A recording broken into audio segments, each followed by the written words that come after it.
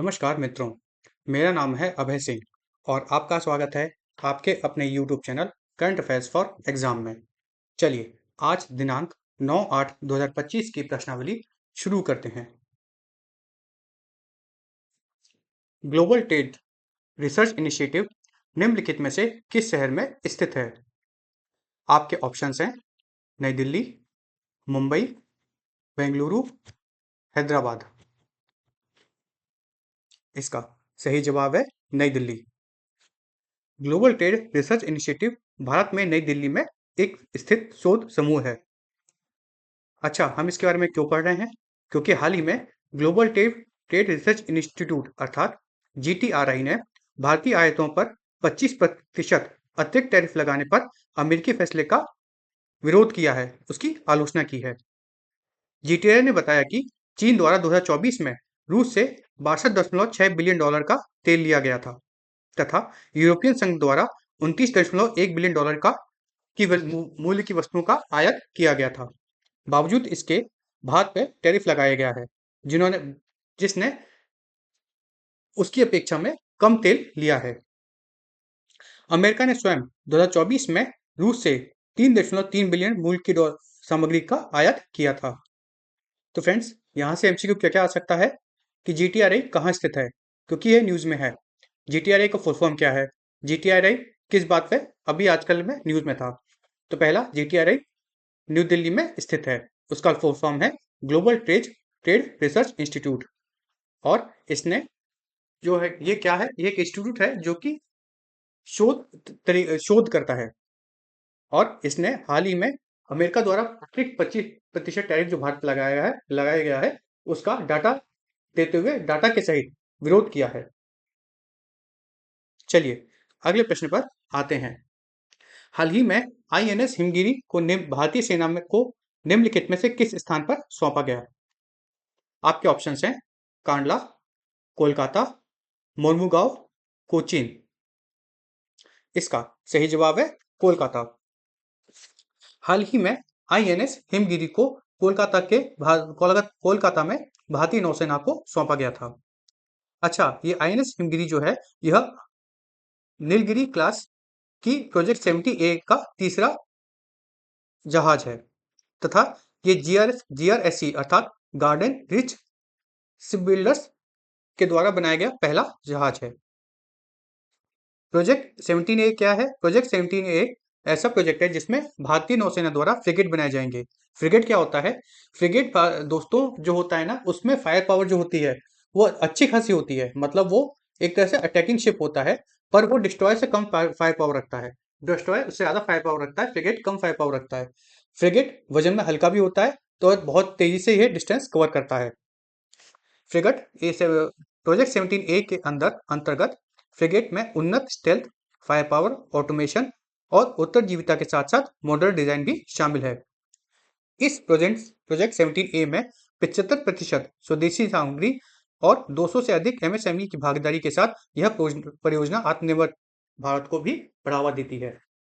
तो फ्रेंड्स, यहाँ से एमसीक्यू क्या क्या आ सकते हैं कि आईएनएस हिमगिरी क्या है? आईएनएस हिमगिरी एक फ्रिगेट शिप है। फ्रिगेट शिप किस प्रोजेक्ट के अंतर्गत है? यह प्रोजेक्ट 70A के अंतर्गत है। अच्छा, इसका यह तीसरा शिप है। ये जीआरआरसी द्वारा बनाया गया है। चलिए अगले प्रश्न पर आते हैं।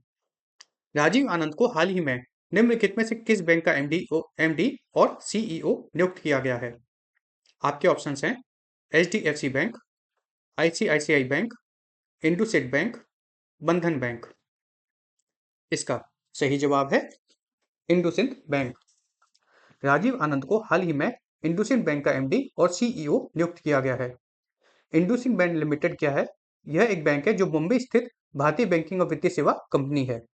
इसकी स्थापना 1994 में हुई थी और इसके प्रवर्तक अर्थात प्रमोटर जो हैं वो हिंदुजा ग्रुप है। बहुत बड़ा ग्रुप है हिंदुजा ग्रुप। तो हम यहाँ पे क्या क्या सीखे कि राजीव आनंद जो है ये इंडोसिंड बैंक के एमडी और सीईओ हैं। इंडोसिंड बैंक का हेडक्वार्टर मुंबई में स्थित है और इसकी स्थापना 1994 में हुई थी। इसके प्रमुख प्रमोटरों में हिंदुजा ग्रुप आता है। चलिए अगले प्रश्न पर आते हैं। निम्नलिखित में से किसने हाल ही में माता जानकी मंदिर परियोजना की आधारशिला रखी है? आपके ऑप्शंस हैं श्री नरेंद्र मोदी, श्री जेपी नड्डा, श्री धर्मेंद्र प्रधान, श्री अमित शाह। इसका सही जवाब है श्री अमित शाह। हाल ही में देश के गृह मंत्री श्री अमित शाह ने बिहार के सीतामढ़ी में 890 करोड़ रुपए की माता जानकी परियोजना का शिलान्यास किया है। श्री अमित शाह ने सीतामढ़ी दिल्ली अमृत ट्रेन को भी हरी झंडी दिखाई है। तो यहाँ पे फ्रेंड्स हमें क्या पता चलता है, जो मेन एमसीक्यू बनता है वो कि माता जानकी टेम्पल जो है वह सीतामढ़ी में बनाया जा रहा है। चलिए अगले प्रश्न पर आते हैं। निम्नलिखित में से किस देश ने जापान सागर में रूस के साथ नौसैनिक अभ्यास शुरू किया है? आपके ऑप्शंस हैं बेलारूस, सर्बिया, मंगोलिया, चीन। इसका सही जवाब है चीन। हाल ही में रूस और चीन ने जापान सागर और ओकोटस्क सागर में बाइबू इंटरेक्शन 2024 नौसैनिक अभ्यास शुरू किया है, जिसमें संयुक्त युद्ध तत्परता को बढ़ावा देने के लिए विमान रोधी, पनडुब्बी रोधी और तोपखाने का अभ्यास किया गया। इस अभ्यास का उद्देश्य सामरिक सैन्य सहयोग को गहरा करना और क्षेत्रीय सुरक्षा खतरों, विशेष रूप से प्रशांत क्षेत्र में अमेरिकी प्रभाव का मुकाबला करना है। फ्रेंड्स, रूस और जो चाइना है वो बहुत अच्छे दोस्त हैं, ये तो हम सबको पता ही है। इन्होंने हाल ही में, यहाँ से इस एमसीक्यू से हमें पता चलता है कि बाइबू इंटरेक्शन अभ्यास शुरू किया 2024। कहाँ किया था इन्होंने? यह किया था इन्होंने सी ऑफ जापान और सी ऑफ ओस्टोक के बीच में। चलिए इससे यह एमसीक्यू बन सकते हैं। चलिए अगले प्रश्न पर आते हैं। निम्नलिखित में से किस देश ने हाल ही में आईएनएफ संधि को निलंबित कर दिया है? आपके ऑप्शंस हैं यूक्रेन, रूस, ईरान, इजराइल। इसका सही जवाब है रूस। हाल ही में रूस आईएनएफ संधि से बाहर हो गया है। यह आईएनएफ संधि जो है यह 1987 में बनाई गई थी। इसका लक्ष्य क्या था? इसका लक्ष्य था कि निर्धारित मिसाइल रेंज सीमा को समाप्त कर दिया गया था। अर्थात जो मिसाइलें अधिक रेंज की थी उनको आपस में एक दूसरे पे नहीं छोड़ा जाएगा, यह संधि में था। कौन कौन से दो देश इसमें शामिल थे? इसमें शामिल थे यूएसए और रशिया। अच्छा, यह संधि कब बनी थी? यह बनी थी 1987 में। इसमें 2019 में जो अमेरिका है वो पहले ही बाहर हो चुका था और अब 2025 में रूस बाहर हो गया है। रूस बाहर क्यों हुआ है? रूस बाहर दो कारणों से हुआ है। पहला तो ये कि हाल ही में अमेरिका ने फिलीपींस और ऑस्ट्रेलिया में युद्ध अभ्यास किया था। किस किस के साथ? फिलीपींस के साथ और ऑस्ट्रेलिया के साथ। साथ ही में अमेरिका ने हाल ही में रूस के करीब 2 न्यूक्लियर सबमरीन अपनी छोड़ी हैं। मतलब 2 न्यूक्लियर सबमरीन रूस के करीब उन्होंने पहुंचा दी हैं, जिससे रूस नाराज हो गया है और उन्होंने भी इस संधि से बाहर हो गए हैं। इस संधि से जो ये संधि थी, इससे परमाणु जो हमला था इसका खतरा बहुत कम हो गया था। अब इस संधि के जाने के बाद यह खतरा भी बढ़ने की उम्मीद है। चलिए अगले प्रश्न पर आते हैं। भारत का लक्ष्य 2032 तक अपनी परमाणु क्षमता बढ़ाना कितने प्रतिशत बढ़ाना है? कितने तक बढ़ाना है? आपके ऑप्शंस हैं 9 मेगावाट, 14 मेगावाट, 18 मेगावाट, 22 मेगावाट। इसका सही जवाब है 22 मेगावाट। भारत का लक्ष्य 2032 तक परमाणु क्षमता को 8 गीगावाट से बढ़ाकर 22 गीगावाट करना है। लगभग 2.5 से 3 गुना करना। 3 गुना करना। अच्छा, इसमें विद्युत और परमाणु ऊर्जा मंत्री ने भारत के 100 गीगावाट परमाणु ऊर्जा मिशन के रोडमैप का भी समीक्षा की है। फ्रेंड्स, आज के लिए आपका एमसीक्यू क्या है? ये है कि हमारे विद्युत और परमाणु ऊर्जा मंत्री देश के कौन हैं? आपको इसका जवाब कमेंट सेक्शन में देना है। चलिए अगले प्रश्न पर आते हैं। निम्नलिखित में से किस राज्य में 155 वर्ष पुरानी हेरिटेज ट्रेन का परिचालन हाल ही में फिर से शुरू किया गया है? आपके ऑप्शंस हैं बिहार, महाराष्ट्र, मध्य प्रदेश, कर्नाटक। इसका सही जवाब है मध्य प्रदेश। मध्य प्रदेश में हाल ही में 155 साल पुरानी पाताल पानी कालाकुंड हेरिटेज ट्रेन का संचालन शुरू किया गया था। यह ट्रेन की जो संचालन था ये बीच में बंद कर दिया गया था क्योंकि यहाँ पे उतने यात्री नहीं आ रहे थे, जिससे नुकसान हो रहा था, आर्थिक नुकसान हो रहा था। इसे हाल ही में फिर से शुरू किया गया है। यह जो ट्रेन है यह मीटर गेज पे चलती है फ्रेंड्स। 3 टाइप की गेज होती थी रेलवे में। पहला नैरो गेज, दूसरा मीटर गेज और जो है दूसरा मीटर गेज और तीसरा ब्रॉड गेज। आजकल जो हम लोग ट्रेन देखते हैं वो अधिकतर ब्रॉड गेज की हैं और देश में मैक्सिमम अब जो लाइनें हैं वो ब्रॉड गेज की हैं। पहले मीटर गेज की और नैरो गेज की भी लाइन हुआ करती थी। हिली स्थानों पे मीटर गेज की लाइनें ज़्यादा थी। अब इसके बारे में जानते हैं। ये जो ट्रेन है यह 9.5 किलोमीटर की ट्रेन है तथा यह ट्रेन घाटियों, जंगलों, सुरंगों और झरनों से गुजरती है। तो यह टूरिज्म को बढ़ावा देने का एक माध्यम भी है। इस ट्रेन को मूल रूप से महाराज तुकोजी राव होलकर द्वितीय द्वारा 19वीं शताब्दी में रखा गया था और 1878 में इसकी यह लाइन पूरी हुई थी। तो फ्रेंड्स आज की यहाँ से क्या एमसीक्यू बनता है कि जो पाताल पानी कालाकुंड हेरिटेज ट्रेन है इसको 155 साल जो पुरानी ये ट्रेन है यह फिर से शुरू कर दी गई है। यह 9.5 किलोमीटर की इसकी वो है क्या कहते हैं पूरा जो रूट है इसका लंबाई 9.5 किलोमीटर का है। यह टूरिज्म के हिसाब से बहुत इंपॉर्टेंट है तथा इसकी जो स्थापना है यह महाराज तोकोजी राव होलकर द्वितीय द्वारा किया गया था और साथ में यह ट्रेन 1878 में पूर्व हो गई थी इसकी स्थापना। लाइन बिछना। चलिए अगले प्रश्न पर आते हैं। जुलाई 2025 में दर्ज आधार चेहरा प्रमाणीकरण लेन देन की संख्या कुल कितनी थी? आपके ऑप्शन हैं 5.77 करोड़, 12.5 करोड़, 19.26 करोड़, 22.1 करोड़। इसका सही जवाब है 19.26 करोड़। जुलाई 2025 में आधार फेस प्रमाणीकरण से रिकॉर्ड 19.36 करोड़ लेन देन हुए थे जो जून की तुलना में अर्थात जून 2025 की तुलना में 22% अधिक है तथा पिछले साल जुलाई 2024 की तुलना में यह 3 गुना हो गया है। 1 जुलाई 2025 को 1.22 करोड़ लेन देन हुए जो अब तक एक दिन में सबसे अधिक एकल दिवसीय आंकड़ा है। इसमें सरकारी विभाग, बैंक, दूरसंचार ऑपरेटर और तेल कंपनियां सहित 150 से अधिक संस्थाएं सुरक्षित संपर्क रहित सेवा वितरण के लिए इसका उपयोग कर सकती हैं। फ्रेंड्स इसमें हमने क्या पढ़ा कि हाल ही में आधार फेस प्रमाणीकरण से 19.36 करोड़ लेन देन हुए हैं।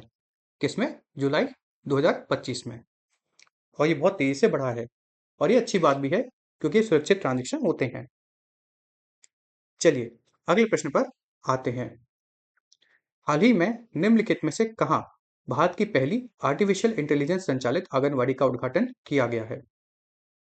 आपके ऑप्शन हैं महाराष्ट्र, पंजाब, हरियाणा, केरल।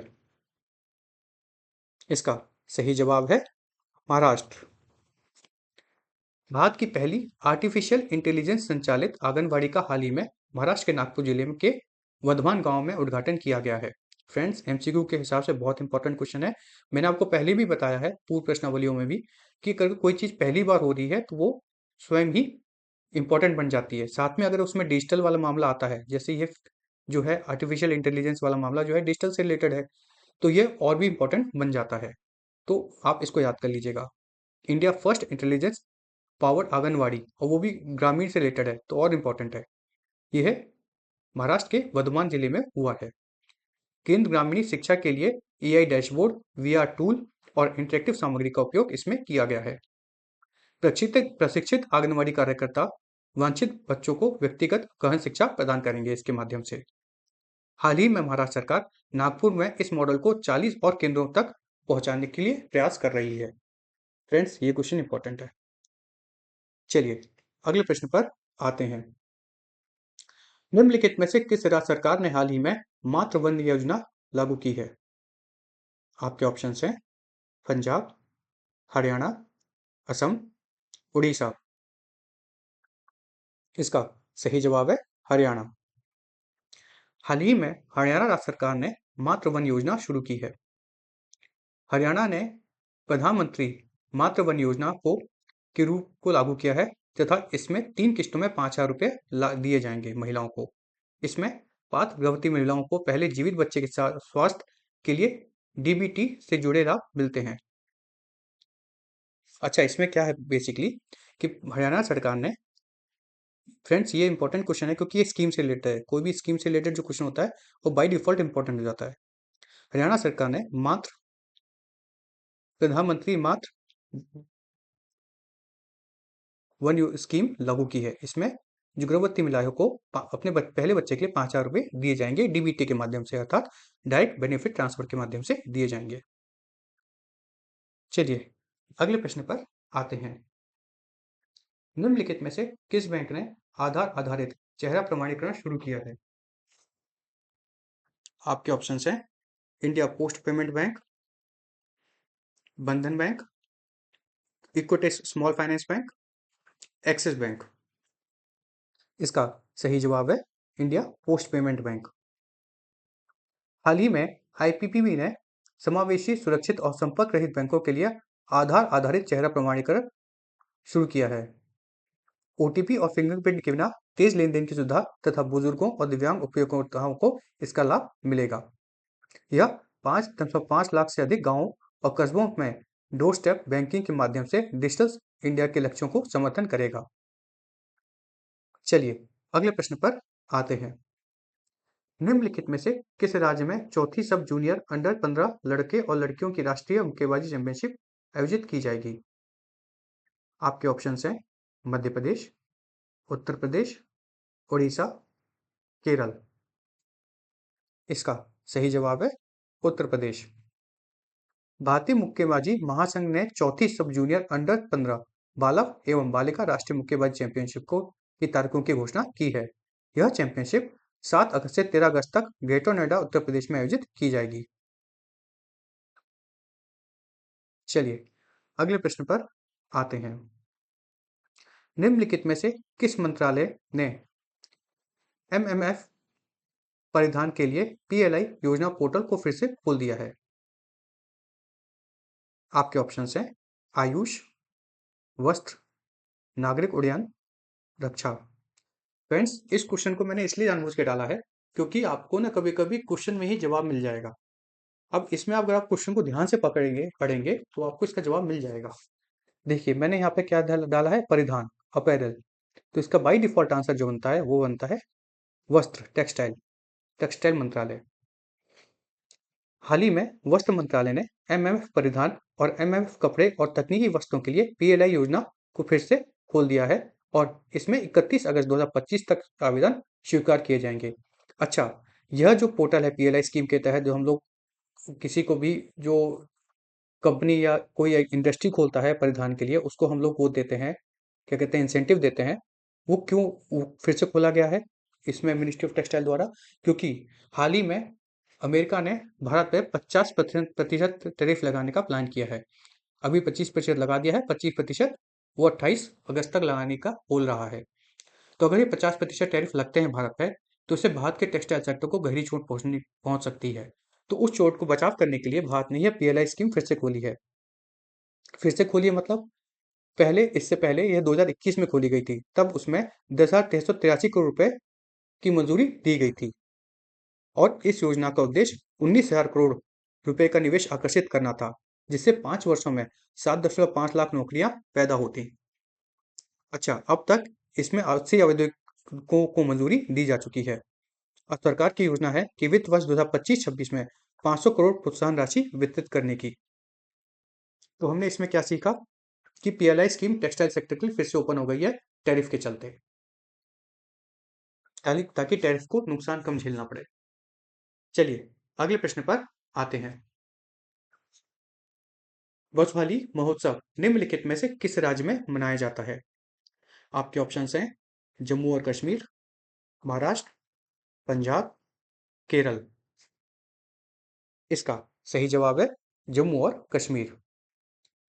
बसोली चित्रकला और पश्मीना उत्सव का आयोजन जम्मू और कश्मीर के कठुआ जिले में किया जाता है।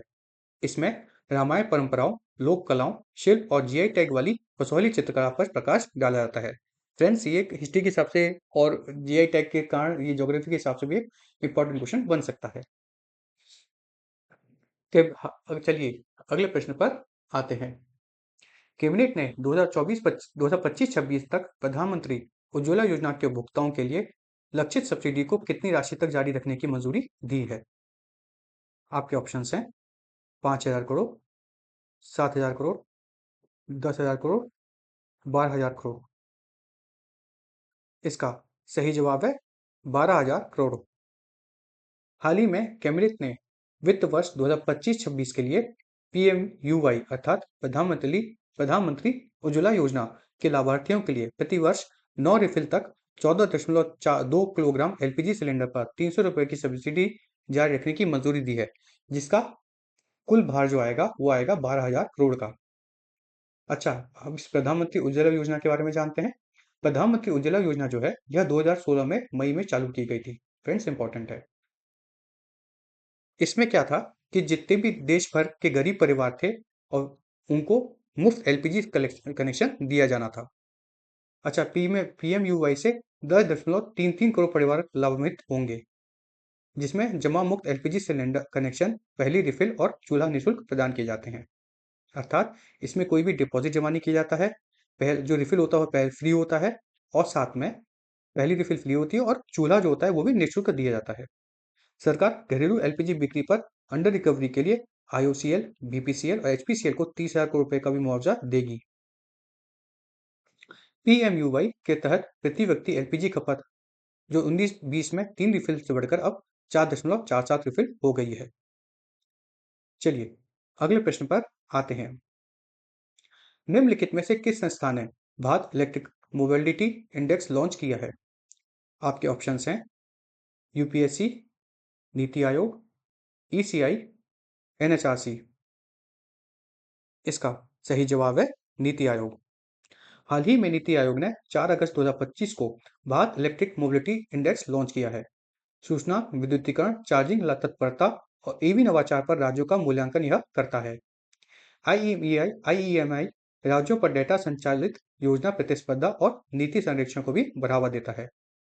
तो इसमें क्या है कि आईईएमआई अर्थात भारत इलेक्ट्रिक मोबिलिटी इंडेक्स किसने लॉन्च किया है? नीति आयोग ने। इससे एक एमसीक्यू बन सकता है। चलिए अगले प्रश्न पर आते हैं। The rising of the hitman निम्नलिखित में से किस प्रतिष्ठित व्यक्ति की जीवनी पर संदर्भित करता है? फ्रेंड्स, बहुत इजी क्वेश्चन है, आपको आना चाहिए। ऑप्शन जानते हैं। रोहित शर्मा, विराट कोहली, जसप्रीत बुमराह, रविंद्र जडेजा। इसका सही जवाब है रोहित शर्मा। आर कौशिक द्वारा लिखित रोहित शर्मा की जीवनी द राइट ऑफ हिटमैन है।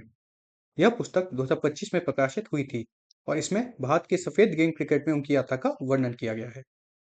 फ्रेंड्स, आज की प्रश्नावली यहीं समाप्त होती है। चलिए आज जो हमने पढ़ा उसका एक बार रिवीजन कर लेते हैं। जीटीआरआई भारत में नई दिल्ली में स्थित एक शोध समूह है। हाल ही में जीटीआरआई ने भारतीय आयातों पर 25% टैरिफ लगाने के अमेरिकी फैसले का विरोध किया है। हाल ही में आईएनएस हिमगिरी को कोलकाता भारतीय नौसेना में सौंपा गया है। यह प्रोजेक्ट 17A के तहत एक फ्रिगेट है और उसकी प्रोजेक्ट 17A की तीसरी फ्रिगेट है। राजीव आनंद को हाल ही में इंडोसिट बैंक का एमडी और सीईओ नियुक्त किया गया है। श्री अमित शाह ने सीतामढ़ी में 890 करोड़ रुपए की माता जानकी मंदिर परियोजना का शिलान्यास किया। भारत का लक्ष्य 2032 तक परमाणु क्षमता को 8.8 गीगावाट से बढ़ाकर 22 गीगावाट करना है। फ्रेंड्स, इसमें एक ये क्वेश्चन इंपॉर्टेंट है, एक ये इंपॉर्टेंट है, एक ये इंपॉर्टेंट है और यहाँ से भी क्वेश्चन बन सकता है। इसमें प्रोजेक्ट 17A जो है, इसमें मेरे से आपसे एक प्रश्न है, आप कमेंट सेक्शन में बताना है रिसर्च करके। गूगल पर भी सर्च कर सकते हैं, आपको आइडिया ही होगा, बेहतर आइडिया होगा कि इसकी पहली 2 शिप कौन कौन सी थी। IN 17A की। रूस और चीन ने जापान सागर और ओकोटस्क सागर में बाइवू इंटरेक्शन 2024 नौसैनिक अभ्यास शुरू किया। रूस आइनव संधि से बाहर हो गया है, जिसने 1987 से निर्धारित मिसाइल रेंज सीमा को समाप्त किया है। मध्य प्रदेश में 155 साल पुरानी पाताल पानी कालाकुंड हेरिटेज ट्रेन का संचालन कम पेट्रोल के कारण अस्थायी रूप से जो बंद कर दिया गया था, वह फिर से शुरू किया गया है। जुलाई 2025 में आधार फेस प्रमाणीकरण से रिकॉर्ड 19.36 करोड़ रुपए के लेन देन हुए। भारत की पहली आर्टिफिशियल इंटेलिजेंस संचालित आंगनबाड़ी हाल ही में महाराष्ट्र के वंधमान गांव में उद्घाटन किया गया है। नागपुर जिले में। फ्रेंड्स, इंपॉर्टेंट है। हरियाणा सरकार ने हाल ही में मातृ वन योजना लागू की है। इंपॉर्टेंट है फ्रेंड्स। आईपीपीबी ने समावेशी, सुरक्षित और संपर्क रहित बैंकिंग के लिए आधार आधारित चेहरा प्रमाणीकरण शुरू किया है। भारतीय मुक्केबाजी महासंघ ने चौथी सब जूनियर अंडर 15 बालक और एवं बालिका राष्ट्रीय मुक्केबाजी चैंपियनशिप की तारीखों की घोषणा की है। यह चैंपियनशिप 7 से 13 अगस्त तक ग्रेटर नोएडा, उत्तर प्रदेश में आयोजित की जाएगी। वस्त्र मंत्रालय ने एमएमएफ परिधान और एमएमएफ कपड़े और तकनीकी वस्तुओं के लिए पीएलआई योजना को फिर से शुरू किया है। इंपॉर्टेंट है फ्रेंड्स ये। दो वजह से पीएलआई स्कीम शुरू की इसलिए, और दूसरा ये जो 25% टैरिफ लगा इसकी वजह से।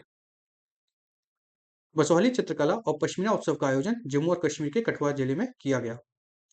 कैबिनेट ने वित्त वर्ष 2025-26 में पीएमआईयूवाई लाभार्थियों के लिए प्रतिवर्ष 9 रिफिल तक 14.2 किलोग्राम एलपीजी सिलेंडर पर 300 रुपये की सब्सिडी को जारी रखा है, जिसकी लागत 12,000 करोड़ रुपए होगी। नीति आयोग ने 4 अगस्त 2025 को Bharat electric mobility index launch किया। Important friends. और आर कौशिक द्वारा लिखित रोहित शर्मा की जीवनी द राइज ऑफ हिटमैन है।